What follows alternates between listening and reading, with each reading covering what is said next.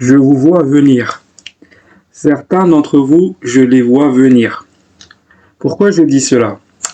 Parce que certaines personnes commencent à remettre en doute le système de Ruben Amorim, son style de jeu.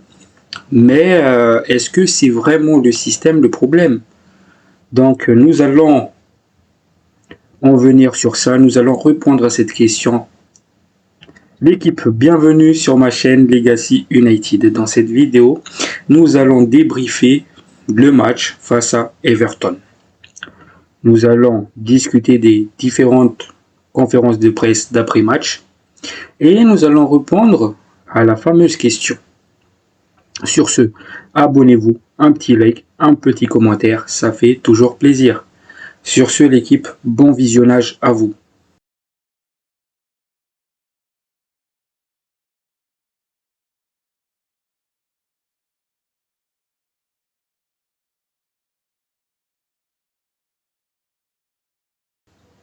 Mes fans mancuniens, bonsoir à vous.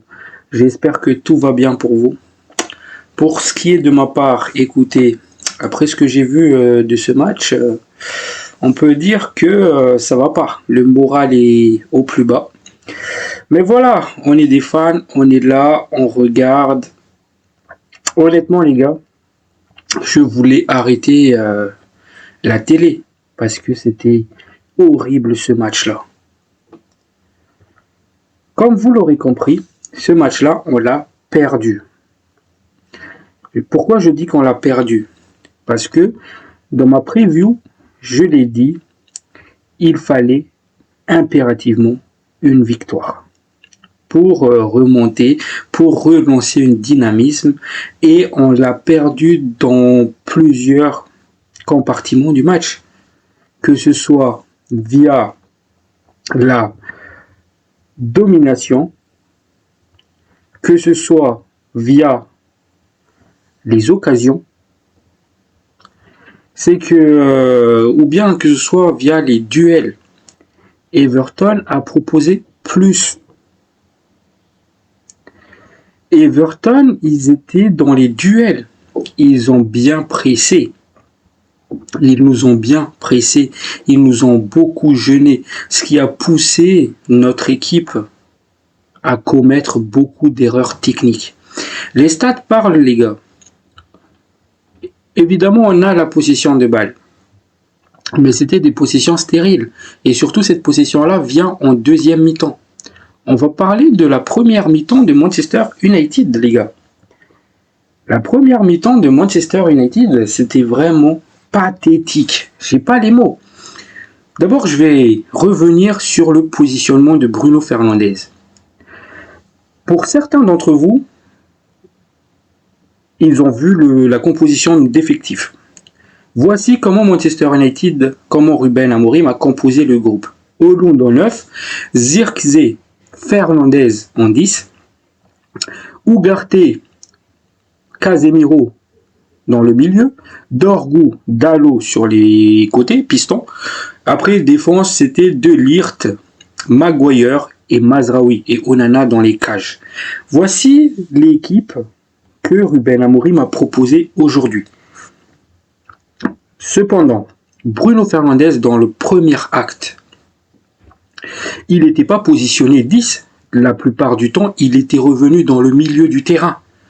Du coup, ça a laissé un vide sur le couloir, sur le côté offensif. Quand Dorgu proposait dans les profondeurs pour amener les centres, Fernandes n'était pas là. Et évidemment, c'était le principe de jeu de Ruben Amorim que j'ai souligné, que une fois que les pistons ont apporté quelque chose et centre, il faut que les trois devant soient dans la surface pour récupérer la balle. Sauf que là, dans la plupart des cas de situation, on n'avait que Højlund et de temps en temps Zirkzee qui étaient dedans. Pourtant, Dorgu, c'est encore une fois, Dorgu, c'est mon homme du match. Il a gagné beaucoup de duels, il a récupéré beaucoup et il a proposé beaucoup. Le seul problème, encore une fois, pour le moment, c'est que il faut qu'il règle son pied. Pourquoi je dis ça? Parce que les centres, il n'est pas encore précis. Mais il a amené un centre dangereux en première mi-temps. Le centre qu'il avait fait à Hollande, où Hollande était un peu en retard, où le centre aussi était à côté de Pickford.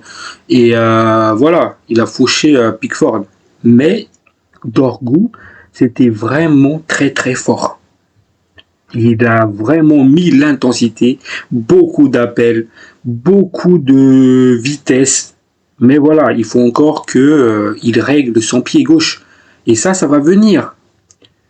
Ça va venir à force de jouer, de mieux comprendre le placement de ses coéquipiers. Ça va venir petit à petit. Mais Dorgu, pour moi, c'est mon homme du match. Évidemment, certaines personnes vont me dire, mais oui, mais Ugarte. Les gars, le problème, c'est que Ugarte, en première mi-temps, il était transparent, voire absent. Évidemment, c'est pas la faute d'Ugarte. Parce que Casemiro, on le répète et on le répète, il n'a pas les jambes. Il couvre mal. Et évidemment, Casemiro, c'est vraiment une flop dans ce match-là. Il a tenté, vous savez, il a la balle directe en aveugle, il met sur les côtés, mais à chaque fois, de temps en temps, ça passait, mais la plupart du temps, ça passait pas. Donc voilà, il y avait Hollande qui était pas... Évidemment, il va vite en profondeur, il va dévorer l'espace, mais Hollande, il est nul. Il faut se dire les termes. Zirkzee qui perd beaucoup de balles. Bruno Fernandes, comme je l'ai souligné, qui était trop bas par rapport aux formations proposées. Parce que si on joue déjà avec deux gars qui jouent ultra bas, Casemiro ou Ugarte, et en plus que ça, on ajoute un troisième qui va se permettre d'aller dans l'axe pour jouer, ben là, en fait, on propose moins offensivement. Et surtout que Bruno Fernandes, il n'était pas juste non plus techniquement pendant le premier mi-temps. Donc, ça venait, tout ça a fait que Everton, qui a bien joué le coup, qui était dans les combats, qui était juste techniquement. En fait, tous les côtés négatifs qu'on a vus côté Manchester United, Everton, ils l'ont fait en mieux. Donc, ça vient le premier but de Beto. Puis vient le deuxième but de Doucouré. Et certaines personnes vont me dire, oui, mais Onana, il nous a maintenus en vie. Évidemment, le seul reproche que je peux faire à Onana aujourd'hui, c'est à peu près le même reproche que je lui ai fait face à Tottenham. Quand il y a une frappe, ne le repousse pas dans l'axe, ne remets pas les gars en jeu. Parce que ça a failli nous coûter un penalty aujourd'hui et ça nous a même coûté un but. Je pense que c'était le but de Doucouré, où il y avait une frappe, il l'a repoussé et Doucouré reprend la balle, il me semble. Ou c'est Beto, je sais plus. Mais en tout cas, Everton, ils ont bien joué le coup. Donc je me suis dit, bah c'est fini pour nous. C'est mort. Pourtant, en deuxième mi-temps, début de deuxième mi-temps, il y avait cet arrêt que Onana a fait, qui nous a maintenus en vie. Parce que sans cet arrêt-là, s'il y avait le but, le 3, bah on allait couler, clairement. Mais la mentalité a changé. On a vu l'entrée du petit jeune Obishido. Ça me fait plaisir. Oui, c'était pas vraiment un grand Obishido. Je le trouvais timide aujourd'hui.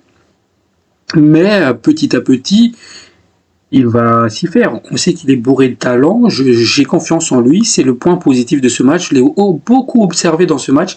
Il avait proposé des déplacements que je trouvais intéressants, des courses en profondeur où il n'était pas servi. Mais sinon, Obishido, c'était le point positif. Puis vient du coup ce coup franc. Donc, avec ses rentrées Garnacho, Obishido, on est passé avec un Bruno Fernandes plus bas. Donc, pour ceux qui continuent à dire, oui, mais Bruno Fernandes, c'est un 10, c'est-à-dire il doit jouer plus haut. Aujourd'hui, en première mi-temps, il a eu cette chance-là de jouer un peu plus haut. Pourtant, pourquoi il revient toujours derrière? Donc, avec le repositionnement tactique avec Bruno Fernandes plus bas, ça a fait que on était beaucoup plus dangereux. On arrivait beaucoup plus à créer des occasions. Et notamment, il y a ce coup franc où il le tire bien. Et après aussi, Pickford, il a voulu trop anticiper, donc il s'est fait piéger. Mais c'était plutôt bien tiré et l'espoir était rené. On a regagné l'espoir. Et puis vient cet enchaînement magnifique de Ugarte. Contrôle poitrine, frappe. Par contre, nos joueurs, ils ont élevé le niveau de jeu en deuxième mi-temps. Je parle là de Bruno Fernandes, je parle là de Ugarte qui a élevé le niveau de jeu, et Zirkzee qui a perdu moins de balles. Et surtout, en deuxième mi-temps, j'ai vu plutôt un Ugarte sur le côté. Je sais pas si c'était voulu, mais ce qui est bizarre, c'est qu'après le match, Ruben Amorim, il a souligné que rien n'a changé par rapport au dispositif. C'est juste quelques le replacement de Bruno Fernandes. Mais Ugarte, c'était le 8, quoi. Donc, pourtant, je l'ai vu beaucoup de fois sur le côté de Diogo Dalot.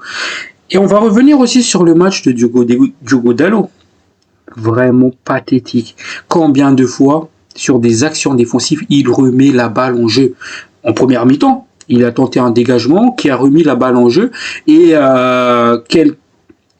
ça a conduit au but de Beto. S'il a bien dégagé cette balle-là, peut-être qu'il n'y avait pas le premier but à ce moment précis du match. Mais dites-vous juste, il a fait ce dégagement tout pourri où il s'est foiré et même pas une minute après vient le but parce que c'est à cause de ce dégagement-là. Évidemment, on va retenir les erreurs défensives de Maguire, où Maguire s'est fait bouffer. Lui qui est solide, qui est dur dans les trucs, il se fait bouffer dans les jeux aériens. Moi, je me suis toujours dit, le vrai problème de Maguire, c'est sa vitesse. Mais là même, c'est que c'est un gars qui n'est pas intelligent. Il se fait bouffer comme ça un bonhomme de son gabarit sur les jeux aériens. C'est impressionnant, c'est hallucinant. Donc voilà. Donc il y avait eu cette situation en fin de match.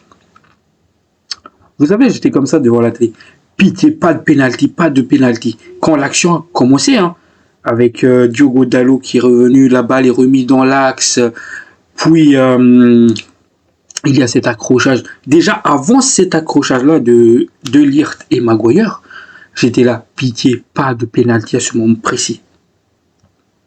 Puis l'arbitre, il va siffler, désignant le penalty.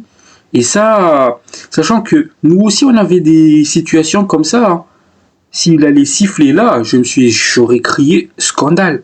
Parce qu'on avait aussi des occasions comme ça, où on se fait un peu tenir dans la surface. Donc voilà, heureusement la VAR était passée par là, donc ça s'est terminé sur un score de 2-2. Un match pathétique. Donc le point positif, c'est que honnêtement, je nous voyais perdre. Quand je voyais le 2-0, je dis c'est mort. Et là où je garde un peu le sourire, même si c'est un sourire hypocrite encore une fois, c'est le fait que on a su remonter pour récupérer au moins un point. Donc voilà l'équipe, c'est vraiment décevant. Mais cette équipe de Manchester United nous habitue un peu à ce genre de prestations pathétiques. Voilà. Manchester United a évité la défaite dans un match de Premier League après avoir été mené d'au moins 2 buts pour la première fois depuis une victoire 3-2 contre Aston Villa en décembre 2023 et pour la première fois à l'extérieur dans la compétition depuis novembre 2020 à Southampton. Donc voilà, c'est que ça date quand même la dernière fois qu'on a fait une pseudo remontada, même si je peux pas vraiment qualifier ça de remontada, parce que s'il avait une victoire à la clé, bah voilà. Mais voilà, c'est des stats décevantes encore une fois. Maintenant l'équipe, nous allons parler des différents interviews d'après-match, et notamment on va commencer par Bruno Fernandes, notre pseudo-capitaine. Ah, que c'est drôle.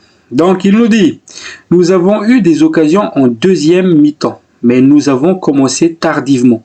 Nous devons mieux commencer les matchs chaque fois que nous encaissons un but.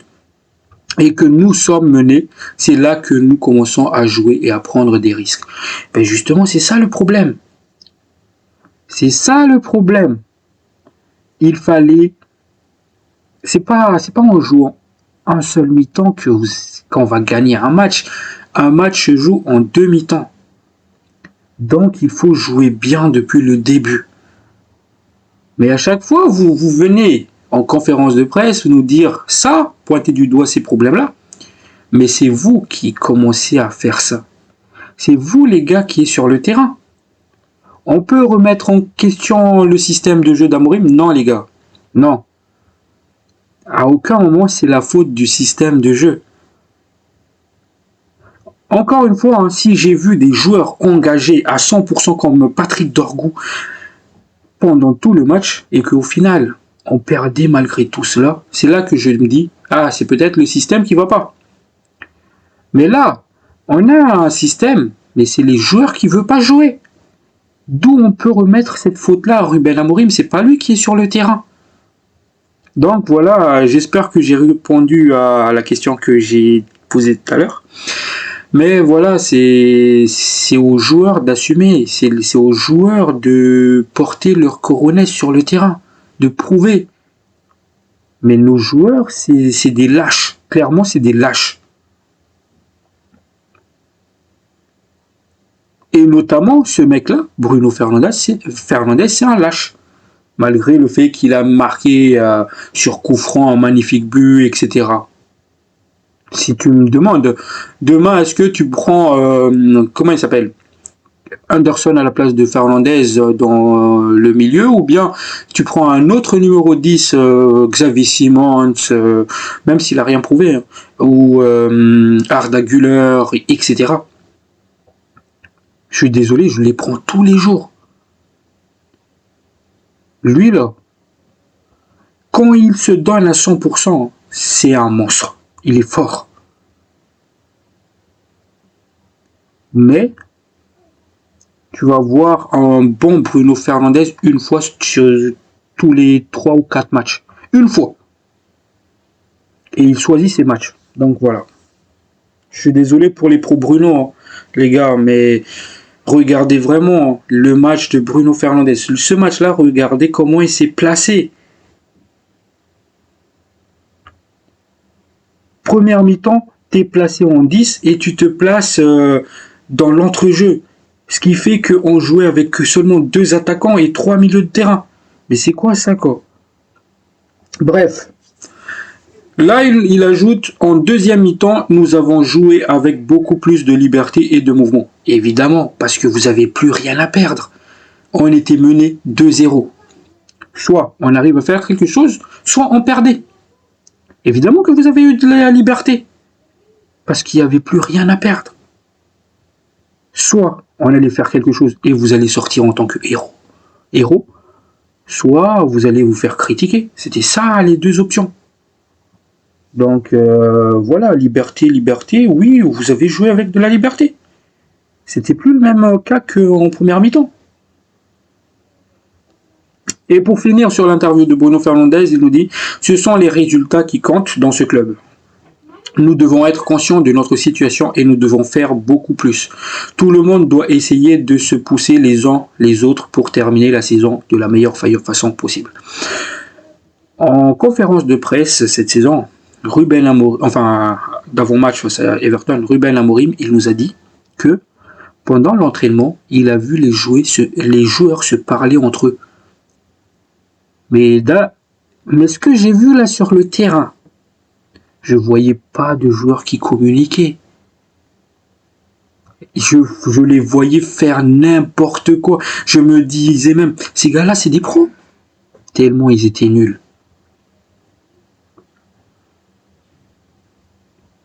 À chaque fois, c'est la même histoire.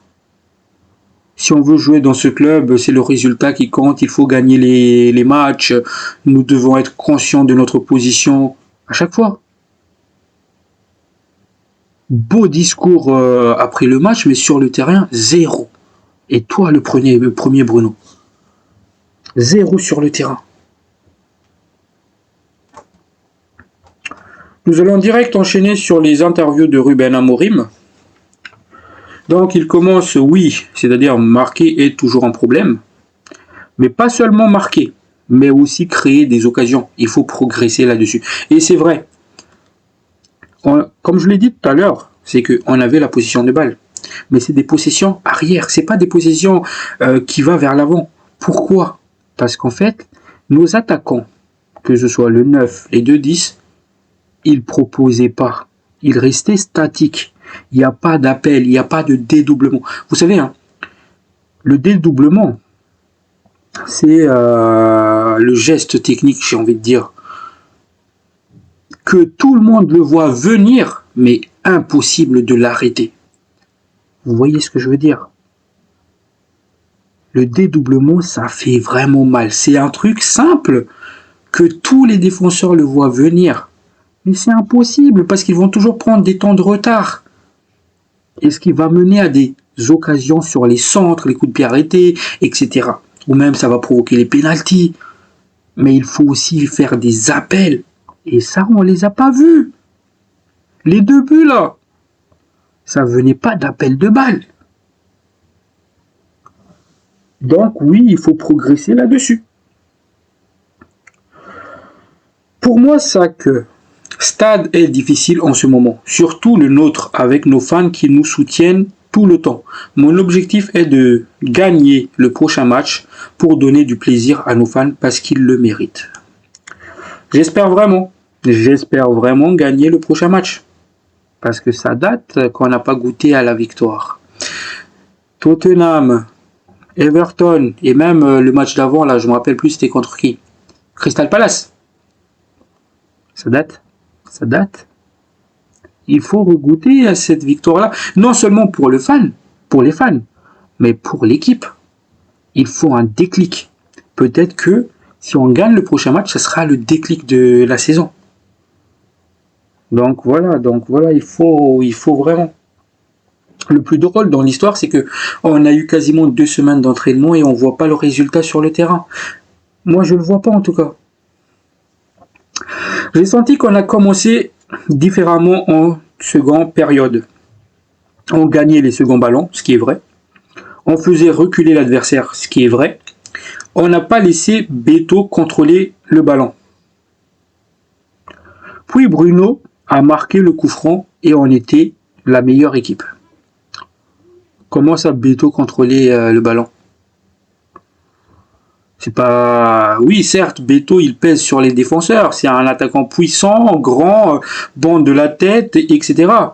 Mais c'est pas lui qui contrôle la balle. C'est pas lui qu'il faut empêcher. C'était les Garner, les Idrissa Gueye, les Doucouré qu'il fallait vraiment stopper. Donc, voilà.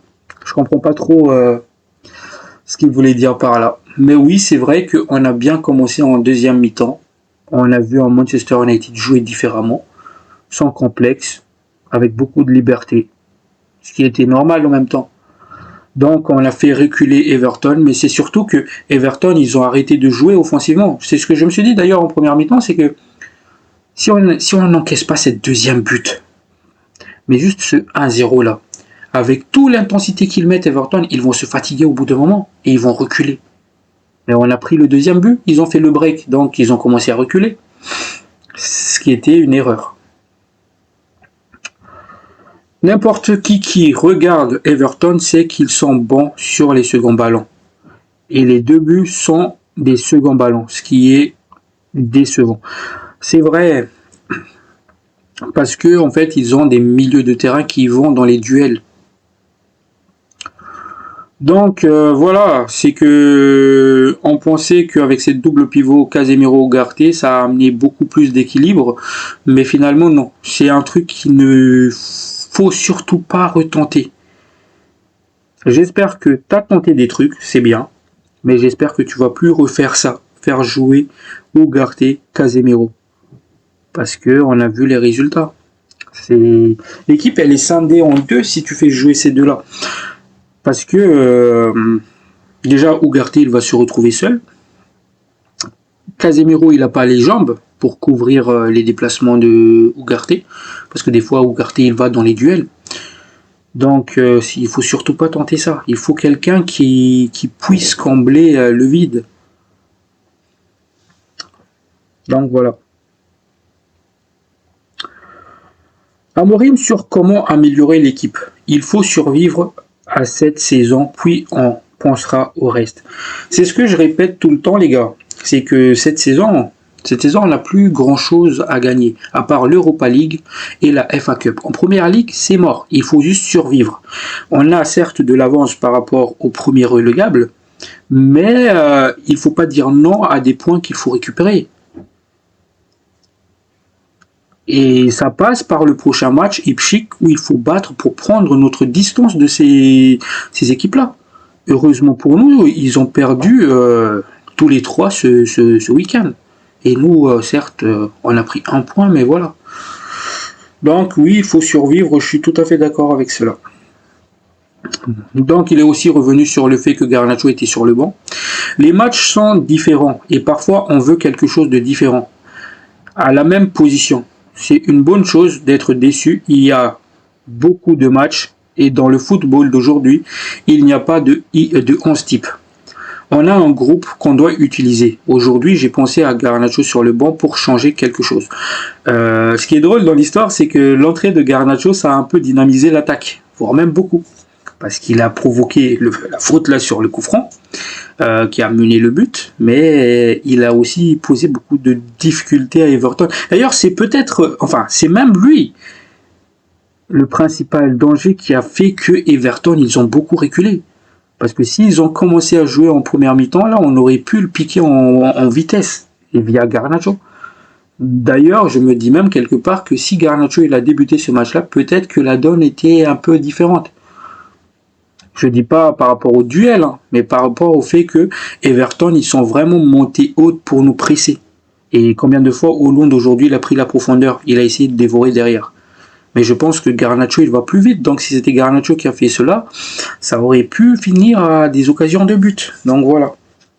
Mais oui, il a tout à fait raison sur le fait que il n'y a pas vraiment de 11 types parce que les matchs s'enchaînent. Hein. Là, on vient de finir un match. Mercredi, on va déjà jouer. Donc voilà.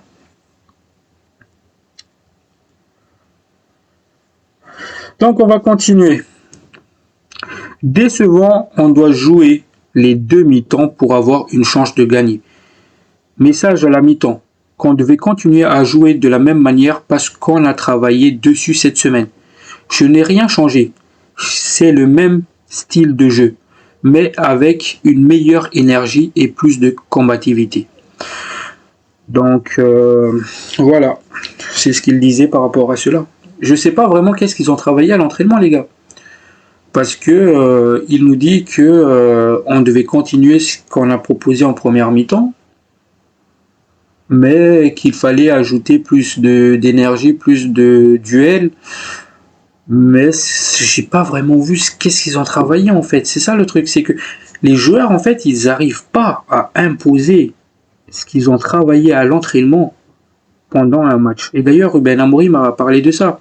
C'était plus pendant son conférence de presse, il a dit que c'était une bonne semaine d'entraînement, on a travaillé des choses. Maintenant, ce qui reste à faire, c'est de transmettre ça pendant les matchs. Donc voilà. C'était ça le problème aujourd'hui. On a joué une mi-temps réussie. Et réussi à prendre un point. Nous n'avons pas existé en première période. On a perdu des ballons qu'on ne doit pas perdre. À la mi-temps, j'ai dit qu'on fera ce qu'on a fait pendant la semaine, peu importe le résultat, plus d'énergie. Il n'y a pas eu de changement au niveau des positions, mais au niveau de la qualité. Donc oui, parce que tout à l'heure aussi, je me suis dit, mais qu'est-ce qu'il fait Ugarte à la place de Diogo Dalot sur ce côté-là? Mais en fait, il n'y avait pas vraiment eu de changement. C'est plutôt l'initiative des joueurs qui a fait qu'il s'est retrouvé là. Donc voilà, on passe à la suite. Donc il est revenu sur le manque de régularité dans les performances. Il nous dit, je sais pas. Si je savais, je changerais. Donc là, il parle clairement du fait que c'est quoi le problème? Je pense que quelque part, Amorim, il le sait d'où vient le problème. Il le sait. Mais il ne veut pas descendre quelqu'un. Parce que le problème, c'est les joueurs. C'est les joueurs le problème. Quand tu vois ces joueurs-là qui montrent pas d'envie, qui montrent pas d'engagement, c'est clairement eux le problème. C'est clairement eux. Tu peux amener Guardiola sur le banc, tu peux amener Enrique, tu peux amener qui tu veux, Flick. Le résultat sera le même. Pas avec ces joueurs-là qu'on va faire grand-chose. C'est pas avec Diogo Dalot en tant que piston droit. C'est pas avec Bruno Fernandes en tant que numéro 10. C'est pas avec Zirkzee, c'est pas avec Hollande, c'est pas avec ces joueurs-là qu'on va faire quelque chose. Un seul joueur qui sort du lot, un jeune de 20 ans, Patrick Dorgo. Vous vous imaginez du truc? Voilà. L'équipe s'est sentie plus confiante. Peut-être parce qu'il n'y avait rien à perdre à 2-0. Je ne sais pas. Mais on doit mieux performer, surtout en première mi-temps. Surtout sur les deux mi-temps. Comme tu l'as dit tout à l'heure, un match se joue en demi-temps. Mais voilà. C'est décevant tout ça, les gars. C'est insuffisant. Pour moi, je pense qu'on est déjà revenu à cela. Donc voilà. D'après ce que j'ai vu, c'était léger pour siffler penalty. Là, il revient sur l'action de fin du match où l'arbitre il siffle penalty sur un petit contact qui n'existe pas du tout. Certes, il y a un petit accrochage, mais pas assez pour siffler un penalty. On va parler du frappe là où Zirkzee demande main. Il y avait main aussi, hein. Il aurait pu siffler penalty. Donc voilà, je comprends pas pourquoi ça a mis beaucoup de temps à dire qu'il n'y a rien. Donc voilà, c'était léger comme il le dit. Encore une fois les gars, je suis très très déçu de ce que United a proposé aujourd'hui. Très très déçu de cette défaite. Mais c'est surtout en fait, hein, je suis très très déçu du premier mi-temps qu'on a proposé. La deuxième mi-temps, il y avait des choses. Il manquait d'occasion, hein, certes, mais il y avait des choses.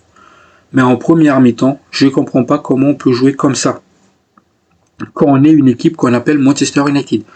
Il me semble, si je ne dis pas de conneries, dans la première mi-temps, on a eu une seule occasion, un seul tir.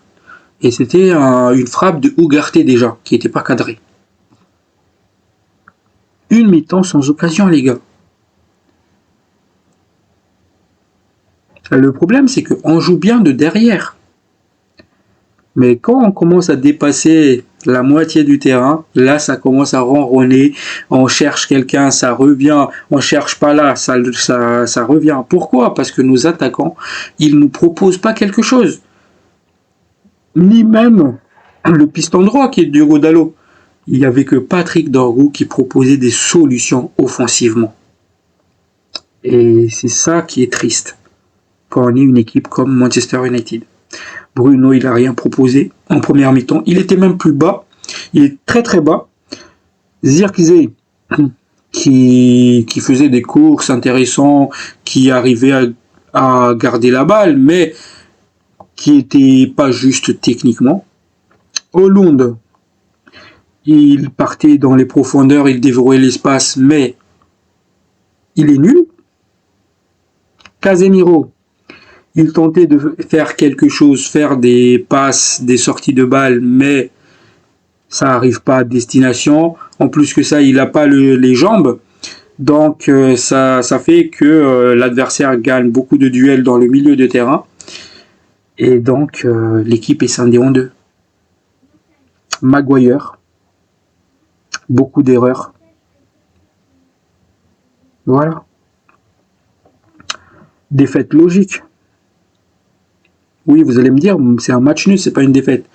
Mais c'est complètement une défaite pour moi. Pour moi, c'est une défaite. Parce qu'il y a beaucoup de choses qui font que c'est une défaite. C'est pas une match nul pour moi. Parce que Everton pourrait nous mettre 3-0, 4-0 en première période. Et s'ils étaient juste techniquement, enfin juste devant les buts, il y aurait 4-0 en première mi-temps. Et là, c'était une défaite assurée. C'est pour ça que je parle d'une défaite. Voilà l'équipe. Donc, si vous êtes arrivé à ce moment précis de la vidéo, n'hésitez surtout pas à vous abonner, à liker, à commenter, ça fait toujours plaisir. Sur ce, la famille, prenez soin de vous. Ciao, ciao.